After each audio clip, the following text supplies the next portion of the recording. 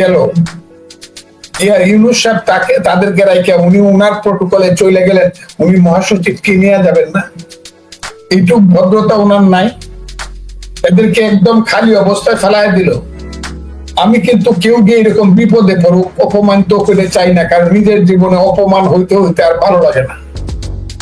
আর ভালো লাগে, আমি চাই না পৃথিবীতে আমার মতো কেউ অপমানিত হোক। কোন জামাত শিবিররা আমাকে যেভাবে ওই বিশ্ববিদ্যালয়ের মুখের মধ্যে জুতা মারা, ওই কি মিছিল করে ফজলুর রহমানের আগুন দিয়ে পুড়িয়ে দেওয়া, এই যে অপমান গুলো হয়, আমার নেতা ফখরুল ইসলাম আলমগীর আপনারা যত কথাই বলেন, আন্দোলন সংগ্রাম যতই করুক, আমি এটা চাই না যে কেউ অপমানিত। আমি এই যে ছেলে পেলেরা কথা বলে এদের কথার কোনো উত্তর দিই না। অনেক লোক আছে এদের কথা, আমি ওই একদল বলে ফজলুর রহমান কি ভুয়া মুক্তিযোদ্ধা, আমি এদেরকে বলি ভাদ্র মাসের নিরাপত্তা। এদের কথার উত্তর আমি দিই না। ভাদ্র মাসের নিরাপত্তা আমি এখন বলি, হাজার হাজার মুক্তিযোদ্ধা আমার পিছনে এসে জমা হইব, ফজলু ভাই এগিয়েছে, হাজার হাজার। বাংলাদেশে 1,12,000 মুক্তিযোদ্ধা আছে। আমি দাবি করতেছি 90,000 মুক্তিযোদ্ধা আমাকে সমর্থন করে। আমি দাবি করতেছি এবং আইসিল শহীদ, আমি এটা বাংলাদেশে দেখাবো যে 90,000 মুক্তিযোদ্ধা আমাকে, আর আমাকে বলে এই ফজলুর রহমান ভুয়া মুক্তিযোদ্ধা, আমার প্রমাণ করতে চায়। কথাটা কি বুঝতে পারছে? প্রসঙ্গত তাইলে আমি তাদের কথার উত্তর আমি দেই না। আচ্ছা, প্রসঙ্গত তাইলে আর কি প্রশ্ন করতে হয় আমাকে। আপনি বলছিলেন যে বাংলাদেশে একটা নতুন মুক্তিযুদ্ধের পক্ষের একটি নতুন রাজনৈতিক দল ঘটনার সময় এসেছে। তার আপনি বলছেন যদি নির্বাচন অংশ নেওয়া তবে সেটি ইমরান খানের দল পাকিস্তানের তেহরানের ইনসাফের মতো শক্ত অবস্থান তৈরি করতে পারবে। আপনি একটা ফেসবুকে আপনার একটা ইয়ে দিচ্ছেন। আমার ফেসবুক নাই, এটা মিছা কথা কইছে। ফেসবুক না, আমার কোনো ফেসবুক নাই। ফেসবুক নাই না? তো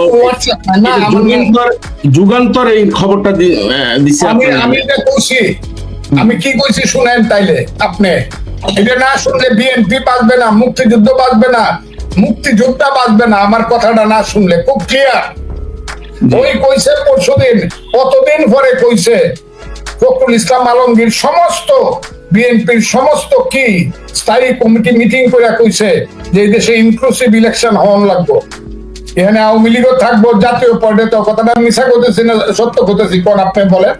ফখরুল ইসলাম আলমগীর এই সাংবাদিক সম্মেলনটা করেই তো আমেরিকা গেছে। জি, তারা বলতেছে এখানে বিএনপি থাকবে, আওয়ামী লীগ থাকবে, জামাত থাকবে, কমিউনিস্ট পার্টি থাকবে, সব দল থাকবে ইলেকশন করবে। কেন বললো? এতদিন বলে নাই কেন? আমি তো বলতেছি 10 মাস ধরে আমি আওয়ামী লীগের কথা বলি না, আমি যে কথাটা বলছি। এইটা না হলে বাংলাদেশ তো কিছুদিন পরে আফগানিস্তান হইব, আমি কয়ে দিলাম, না হলে পাকিস্তান হইব। তারা বলতেছে বিএনপির নেতৃত্বে একজন আর জামাতের নেতৃত্বে আরেকজন, এই দুইটাই ইলেকশন। তাইলে কি হবে? আমার হিসাব অনুযায়ী বিএনপি সরকার হবে, জামাত বিরোধী দল হবে, জামাত জোট। আর জামাত জোট বিরোধী দল হলে বিএনপির একদিনের জন্য রাত্রের বেলা ঘুমাইতে দিব না। তারেক রহমান সাহেব প্রধানমন্ত্রী, আল্লাহর রহমতে যদি হয় 6 মাস 1 বছরের মধ্যে স্লোগান দিয়ে এমন একটা অবস্থা করব, কারণ এদের হাতে সব টাকা, এদের হাতে অস্ত্র, এদের হাতে অর্থ, এদের হাতে বিশ্ববিদ্যালয়, এদের হাতে প্রশাসন, এদের হাতে দিব। এরপরে এটা ইরান বানায় ফেলবো। ইরানে কিন্তু প্রথম ক্ষমতায় আসছিল মধ্যবর্তী একটা দল, বনি সদর। 1.5 বছর পরে কিন্তু তাকে কিকটা আউট করে দিয়া, হ্যাঁ, এই যে আয়াতুল্লাহ খুমানির দল 80 সনে বইছে, আর এখন হইলো ওইটা 2025 সন। কত বছর হইলো? 45 বছর সরাইতে পারে না। এইটা হলো জামাতের হিসাব। আর আমি বলছি বিএনপি ইলেকশন করবে, জামাতও করবে, জোট করবে, মধ্যে একটা মুক্তিযুদ্ধের পক্ষে, মুক্তিযুদ্ধ বিশ্বাস করে, বাঙালি জাতীয়তাবাদ বিশ্বাস করে, ধর্মনিরপেক্ষতা বিশ্বাস করে, এইরকম ধরনের একটা দল থাকবে। তাহলে জামাত থার্ড হবে। এই কারণে জামাত এটা স্বীকার করে না, এমনকি জাতীয় পার্টিকেও সহ্য করে। আপনার এই বক্তব্যের সূত্র ধরে অনেকেই বলতে চাচ্ছে আমি বলে যাবো, এই কথাটা বলি নাই, বা আমি দলটা করবো, আমি বলবো এই দলটা হবে, আমি বলছি। আমি যদি বলি যে মিশরে একটা বিল্ডিং হবে, এর অর্থ কি আমি বানাই দিব বিল্ডিংটা? দুবাই একটা 120 তলা বিল্ডিং হবে, আমি বললাম আমি দেখতেছি। এই কারণে এর অর্থ কি এটা যে বিল্ডিংটা আমার? আমি বলছি বাংলাদেশের মুক্তিযুদ্ধের পক্ষে যদি আওয়ামী লীগ না আসে, এখন তো বোঝা গেল বিএনপিরা চায় আওয়ামী লীগ আসুক, যদি না আসে তাইলে মুক্তিযুদ্ধের পক্ষে একটা রাজনৈতিক শক্তি এখানে দাঁড়াবে এবং 300 সিটেই কন্টেস্ট করবে। এটা করলে আমার কি অপরাধ? আমি তো এটা দেখতে, আপনি আমাকে যুক্তি দিয়ে না করেন, দেখেন তো ইলেকশন হলে কি হয়। এবং মুক্তিযুদ্ধের পক্ষের যে দলটা দাঁড়াবে তারা রেজিস্ট্রেশন পাবে না ইউনুস সাহেব থাকতে, তারপরও ওই টেলিফোন মার্কা লইয়া দাঁড়ায় ফর এক্সাম্পল স্বতন্ত্র, তারপরও চশমা মার্কা লইয়া দাঁড়াইবো প্রত্যেক ওই কারণে আমি বলছি ইমরান খানের দলের মতো দাঁড়াইলো। যখন মুসলিম লীগ দেখছে, আর্মিরা দেখছে পাকিস্তানে যে ইলেকশন হইলে ইমরান খানের দল জিতে ফেলবো, তখন এটা ব্যান্ড করছে। তখন ইমরান খান জেল খালতে খবর পাঠাচ্ছে যে যেদিক দেখারও তারা এটাও বিভিন্ন দল থেকে দাঁড়ায়, এইভাবে দাঁড়ায় দেখা গেছে ইমরান খানের দল 112টা সিট পাইছে আর মুসলিম লীগ পাইছে 90টা। কিন্তু এই মুহূর্তে, কিন্তু এখন যে আর কি সমস্যা এখানে আপনি যেটা বলছেন, বাংলাদেশে যে নিয়ম করলো এখন যে কারো নামে মামলা হইলেই তিনি আর নির্বাচন করতে পারবেন না, তাহলে কিভাবে করবে? যেই আপনি ধরেন আপনি দাঁড়াবেন, আপনার বিরুদ্ধে মামলা করে ফেললো, রায় তো দরকার নাই, আর তো আপনি তো নির্বাচন করতে পারছেন না। এটা ট্রাইব্যুনালের ব্যাপারে বলছে, মামলা হইলে এই কাকের দেশ বকে খাইছে না, কত সোজা না। যদিও সব তারা করতেছে, অন্যায় করতেছে, যদিও এই ট্রাইব্যুনাল আমি মানি না, যদি এই ট্রাইব্যুনালে কোনো মুক্তিযোদ্ধার বিচার হোক আমি মানি না, যদি আমির হোসেন আব্দুর রাশেদ খান মেননদের মতো এইরকম ধরনের জাতীয় নেতাদেরকে পিঠমোড়া বান্ধিয়ে কোর্টে হাজির করবে, এটা আমি ঘৃণা করি। কোন মুক্তিযোদ্ধার বিচার এই সব আদালতে হইতে পারবে না। হয়ে দিয়ে একটা ফাঁসি, মানুষ তো মরবেই, কিন্তু ওইগুলা কিন্তু পরবর্তী সময়ে প্রশ্ন উঠবে। আমি এই বিচার মানি না, কথাটা কি আপনি বুঝছেন? কাজে এই ব্যাপারে আমার উত্তর দেওয়ার কিছু নাই। না, আচ্ছা ঠিক আছে, ধন্যবাদ। আচ্ছা এবার আপনার ব্যক্তিগত একটু প্রশ্ন করি আপনাকে, আপনার একেবারে আপনার ব্যক্তিগত, সেটা হচ্ছে আপনাকে বিভিন্ন বক্তব্যের জন্য দল থেকে আপনাকে 3 মাসের জন্য আপনার সদস্য পদ পর্যন্ত স্থগিত করা হয়েছে। আমি যেটুকু দেখলাম সেখানে দুটি প্রধান বিষয় আপনার জন্য বলা হচ্ছিল, যে একটা হলো আপনি 24-এর মূল্যবোধ বিরোধী এবং চেতনা বিরোধী কোনো বক্তব্য দিয়েছেন, আরেকটা আপনার বিরুদ্ধে মারাত্মক অভিযোগ ছিল, সেটা হলো আপনি ধর্মীয় মূল্যবোধে আঘাত এনেছেন। এই দুইটা বিষয় কি আসলে, কোন কোন বিষয়গুলি এখানে চিহ্নিত আপনার বিরুদ্ধে অভিযোগটা হলো, কোন সুনির্দিষ্ট বক্তব্যটা ছিল এখানে? প্রথম হলো 24-এর 2টা রূপ, একটা আমি প্রথম বলে গেছি, এটা আমরা করছি, তারেক রহমানের নেতৃত্বে জনগণ করছে। আর আমি বলছি 24-এর একটা কালো রূপ আছে, যেটা জামাত এবং এই ছেলেরা করে এখন এটা পাকিস্তান বানানোর চেষ্টা করে। এটা আমি জীবন বর্ব, এখান থেকে আমি সরব না। 24-এর 2টা রূপ, একটা রূপ না 24-এর। আমরা করছি যে কারণে, সেই কারণটা হলো গণতন্ত্র নাই দেশে, গণতন্ত্র আনার জন্য হাসিনাকে বিদায় করো, গণতন্ত্র। এটা হলো জনগণ করছে বা আমরা করছি, তারেক রহমান সাহেবের নেতৃত্বে বিএনপি করছে, অনেক কষ্ট করছে 15 বছর। এইটা হলো একটা রূপ। আর কালো শক্তির রূপ হইলো ওইটা এখন যেটা দেখতেছেন। হ্যাঁ, এখন যেটা দেখতেছেন পাকসার জমিন সাব্বাত কিছুয়ারে হাসিন সাব্বাত, এখন যেটা দেখতেছেন যে ডাকসুতে পাস করে রসগোল্লা খায় লাহোরে, ঢাকায় হয় ডাকসু, রসগোল্লা খায় লাহোরে, ওইটা আমি বলছি। এবং এটা আমি বলবো, এতে দল আমাকে না নেয় সেটা দলের ইচ্ছা। এটা যে মারাত্মক যে অভিযোগটা ধর্ম নিয়ে আসা হলো, আমি জামাতের বিরুদ্ধে, আমি ওয়াহাবিজমের বিরুদ্ধে। জামাত আমার নবীরে মানে না বলে বড় ভাই, আমি তার বিরুদ্ধে। আমি হলাম আহলে সুন্নাতুল জামাতের লোক, এই কারণে আমাকে ধর্ম বিরোধী বানায়।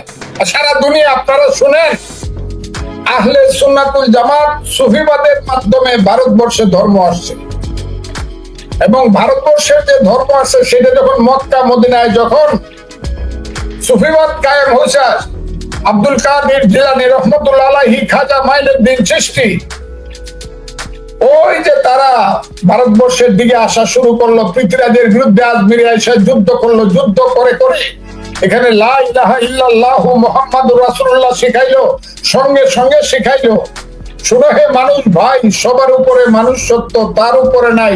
সেই যে সুফিবাদের ধর্ম আহলে সুন্নাতুল জামাত, যার মাধ্যমে দিল্লিতে আসলো মুসলমান, বখতিয়ার খাকি, নিজামুদ্দিন আউলিয়া, ওই পান্ডুয়াতে আসলো মুসলমান, ওই রাজশাহীতে আসলো মুসলমান, সিলেটে আসলো হযরত শাহজালাল শাহপরানের নেতৃত্বে মুসলমান, ময়মনসিংহে আসলো শাহ সুলতানের নেতৃত্বে মুসলমান, কুমিল্লাতে আসলো না শাহ নাসিরউদ্দিন গেসুতারাজের কল্লা শহীদের নেতৃত্বে মুসলমান ওই চট্টগ্রামে আশরাফ বখতিয়ার খাকে শাহ আমানত শাহর নেতৃত্বে মুসলমান, আরেকজন আসার নামটা মনে হুকুম নাম করা ভাই বুস্তামি, ওই খান জাহানের নেতৃত্বে আসতো দক্ষিণবঙ্গে খুলনায় মুসলমান, রাজশাহীতে মুসলমান। এরা আনছে অলিয়া উলিয়া গাউস কুতুব দরবেশেরা, আমি সেইটার অনুসারী। আমার কাছে দুইটা স্লোগান সবচেয়ে প্রিয়। একটা হলো ধর্মীয় স্লোগান, আমি যখন ধর্ম করতে যাই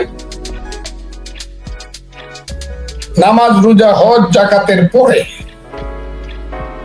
নামাজ রোজা হজ জাকাতের পরে কালিমা লা ইলাহা ইল্লাল্লাহু মুহাম্মাদুর রাসূলুল্লাহ, নামাজ আলহামদুলিল্লাহি রাব্বিল আলামিন, এইরকম নামাজ রোজা হজ জাকাতের পরে আমার তরিকাতে যখন যাই তখন আমার কাছে মনে হয় আমার কাছে সবচেয়ে ধর্মীয় প্রিয় শব্দ বা কবিতার নাম হলো ইয়া নবী সালামু আলাইকা সালাওয়াতুল্লাহ আলাইকা,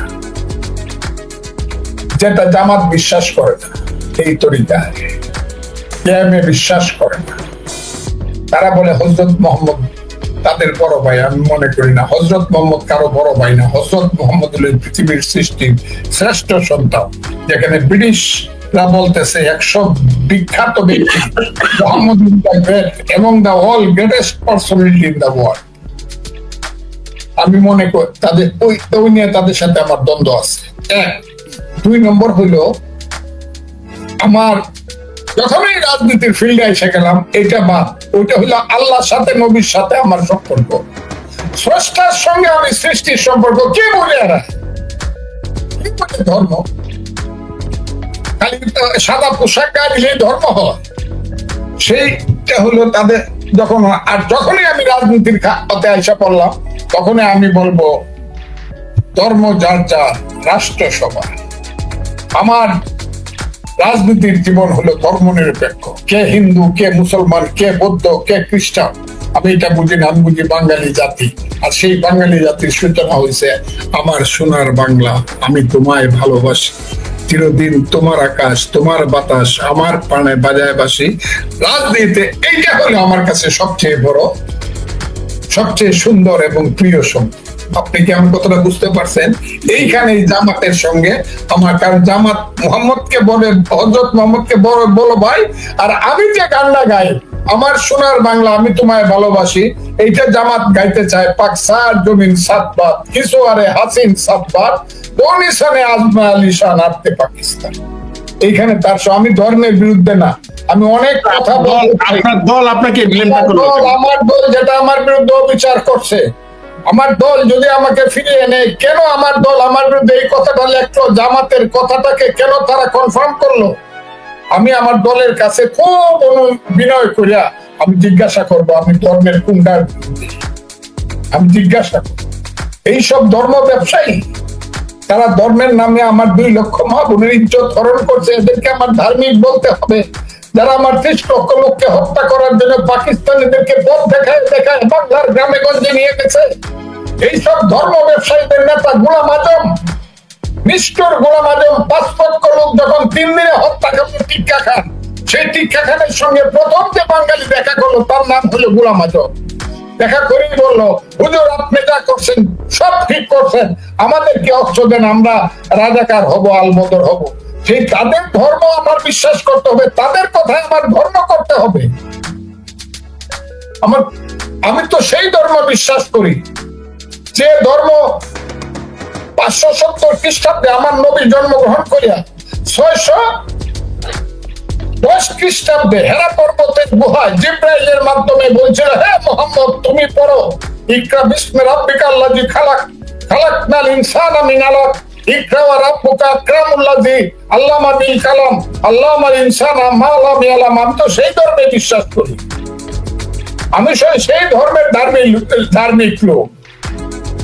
আমি এখনো আল্লাহর নাম স্মরণ করা ছাড়া ঘর থেকে বাইর হই না।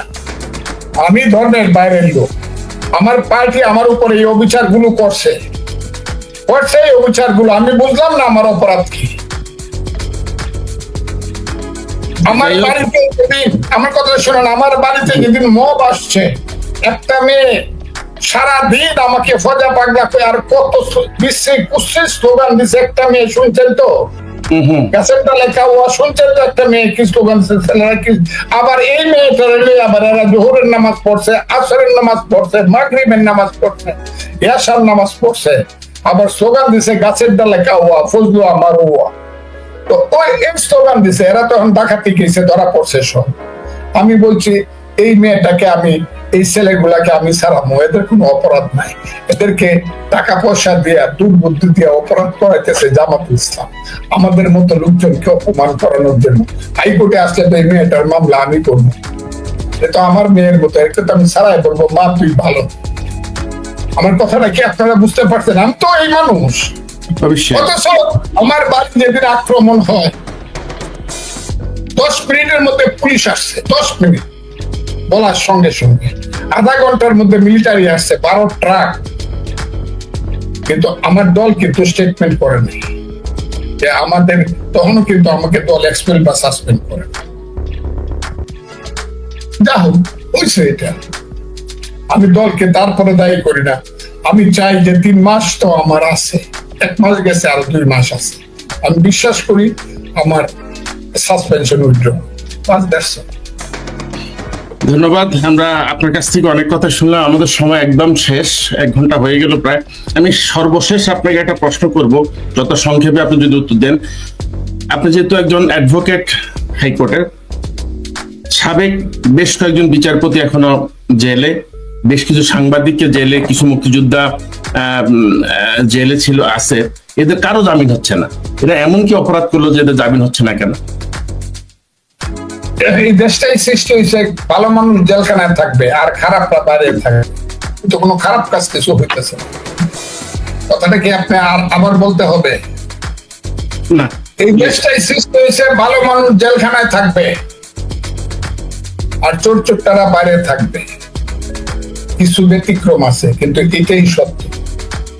একজন চিফ জাস্টিসের মার্ডার কেসে দিয়ে বিচার করা উচিত না। সে যদি আইনগত ভাবে কোনো ভুল থাকে সেই বিচার। আইন কি বলে? তার কোন রায়ের জন্য তাকে কি তার বিরুদ্ধে মামলা করা যায়? আমি এই কথাটা বলবো না মামলা করা যায় কিনা, এটা তো কোর্ট বলবে। তবে আমার ধারণা চিফ জাস্টিসের উপরে, আমি তাকে পছন্দ করি না, নাও করতে পারি, কিন্তু তার উপরে মামলা যেভাবে করা হয়েছে, যে প্রসেসে করা হয়েছে, যে মামলা করা হয়েছে, এটা আমি সমর্থন করি না। খুব দুর্ভাগ্যজনক, খুব দুর্ভাগ্যজনক। আবার আরেকজন চিফ জাস্টিস আছে, উনিও খুব ভালো, কিন্তু ওনারে আবার জেলখানায় নিয়ে দেখবো। আবার আরেকজন আসবো, তার ধরে বেদ দিয়ে বেরোইবো। এই দেশটাকে আমরা সৃষ্টি করতে চাই, এই উদাহরণ সৃষ্টি করতে চাই। এদেশে মুক্তিযোদ্ধাদের উপরে যে অবিচারটা হচ্ছে, যে অত্যাচারটা হচ্ছে, শুধু মুক্তিযুদ্ধের কথা বলবো। সেই কারণে রিপোর্টার সিরিজের লতিফ সিদ্দিকী গেছে, মঞ্জুরুল ইসলাম পান্নার, আলম পান্নারা গেছে, প্রফেসর কার্টনরা গেছে, আরো দেখছেন না একজন আনিস নামে একজন মুক্তিযোদ্ধাকে এইভাবে ধরে রাখছে। এই দেশে মুক্তিযুদ্ধের কথা বলা যাবে না? কি হচ্ছে এই দেশে?